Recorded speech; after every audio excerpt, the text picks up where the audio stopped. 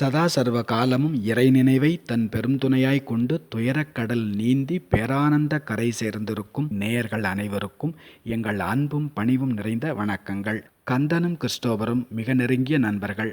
கந்தனுக்கு நல்ல வேலை எதுவும் அமையவில்லை. அவனது குடும்பமே வறுமையில் வாடி தவித்தது. கிறிஸ்டோபர் கந்தனிடம், எங்கள் தேவாலயத்தில் ஒரு வேலை காலியாக உள்ளது. நான் சொன்னால் பாதிரியார் கட்டாயம் அந்த வேலையை உனக்கு தந்து விடுவார். ஆனால் அந்த வேலைக்கு யாராவது ஒரு கிறிஸ்துவர் கிடைப்பாரா என தேடிக்கொண்டிருக்கின்றார். நாம் இருவருமே கிறிஸ்துவ பள்ளியில் படித்ததனால் உனக்கும் கொஞ்சம் கொஞ்சம் பைபிள் வாசகங்களும் தேவாலய பிரார்த்தனை பூஜை பற்றியும் தெரியும். உனக்கு வேறு ஒரு நல்ல வேலை கிடைக்கும் வரை இந்த வேலையில் சேர்ந்து கொள். உனக்கு எந்த ஒரு சிரமமும் இல்லாமல் நான் பார்த்து கொள்கின்றேன் என கிறிஸ்டோபர் கந்தனை அன்புடன் வற்புறுத்தினார். கந்தனுக்கும் தற்சமயம் இதை விட்டால் வேறு வழியில்லை என்பதால் அரை மனதுடன் ஒத்துக்கொண்டார். அன்றே கிறிஸ்டோபர் கந்தனை பாதிரியாரிடம் அழைத்துச் சென்று அறிமுகப்படுத்தி, இவர் என்னுடைய மிக நல்ல நெருங்கிய நண்பர்.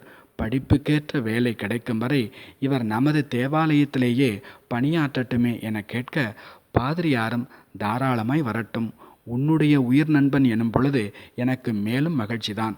ஆமாம், உன்னுடைய பெயர் என்ன தம்பி என கேட்க, கந்தன் ஒரு கணம் திகைத்துவிட்டு பின் என்னுடைய பெயர் பீட்டர் ஃபாதர் என கூறி சமாளித்தான்.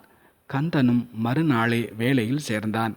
எல்லாம் சுமூகமாக போய்கொண்டிருக்கையில் ஒரு நாள் கந்தன் கோவில் திருவிழாவிற்கு சென்று விட்டதால் வேலைக்கு வரவில்லை. அடுத்த நாள் வேலைக்கு வந்த கந்தனிடம் பாதிரியார் மிக சாதாரணமாக, என்ன பீட்டர், இயேசுவை மறந்தனையோ என கேட்க, கந்தன் பதறிப்போய், சிவசிவா, இயேசுவை மறப்பேனோ ஃபாதர் என்றான். கந்தனின் வீட்டில் எல்லோருமே நல்லதோ கெட்டதோ, லாபமோ நஷ்டமோ, எது நடந்தாலும் சிவசிவா என்று சொல்லி பழகியவர்கள். என்னதான் மூடி மறைத்தாலும் சில விஷயங்கள் அதற்கான சூழல் வரும்பொழுது நம்மை அறியாமலேயே நம்மிடமிருந்து வெளிப்பட்டு விடுகிறது. அதுதான் கந்தனுக்கும் நடந்தது. நம்மில் சிலர் மிக நல்ல ஒழுக்கமுடையவர்களாக, மிக நல்ல ஆன்மீகவாதிகளாக, பக்திமானாக இருப்பார்கள். ஆன்மீக புத்தகங்கள் படிப்பது, ஆன்மீக சொற்பொழிவுகள் கேட்பது, பல பல ஆன்மீக தலங்கள் சென்று வழிபடுவது என வாழ்வை மிக கட்டுக்கோப்பாக, ஊரே மெச்சும்படியாக, நல்ல பண்புடையவர்களாக, மிகுந்த உள்ள உறுதி கொண்டவர்களாக இருப்பார்கள்.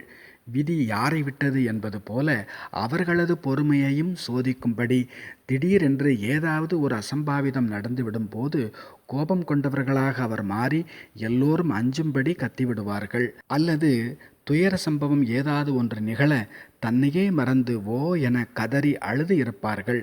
பல பல வருடங்களாக கோபம் என்றால் என்ன, சோகம் என்றால் என்ன என்றே அறியாத சில ஞானி யோகிகள் கூட தனது ஒழுக்க கோட்டை மீறி விடுகிறார்கள். தான் சேர்த்து வைத்த எல்லா புகழையும் புண்ணியத்தையும் நொடியில் தொலைத்து விடுகிறார்கள். இது பற்றிய புராண கதைகளும் உண்மை சம்பவங்களும் நம்மிடம் ஏராளம் உள்ளது.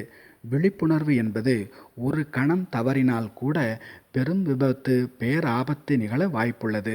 ஆகவேதான் இமைப்பொழுதும் என் நெஞ்சில் நீங்காதான் தாழ்வாழ்க என மாணிக்க வாசகர் பாடுகின்றார்.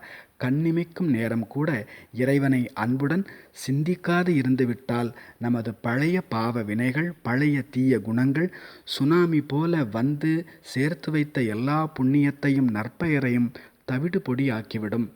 பெரிய குளங்களில் பல நாட்களாக தண்ணீர் தேங்கி இருந்தால் தண்ணீர் மேலே பாசி படர்ந்துவிடும். அதன் மீது கல்லொன்றை எறிந்தால் கன நேரத்திற்கு பாசி விலகி மீண்டும் தண்ணீரை மூடிவிடும்.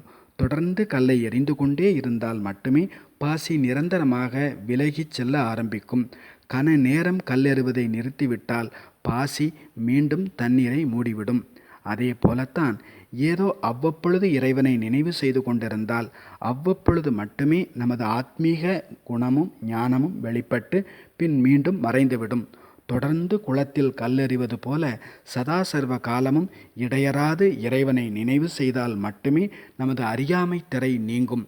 நம்மை சூழ்ந்திருக்கும் நமது கர்ம வினைகள், தடைகள், பலகீனங்கள் நம்மை விட்டு நிரந்தரமாக நீங்கி நற்கதி கிடைக்கும். நமது உண்மை இயல்பான அன்பும் அமைதியும் சதா வெளிப்பட்டு வாழ்வின் உண்மை பொருளை கண்டுணர முடியும்.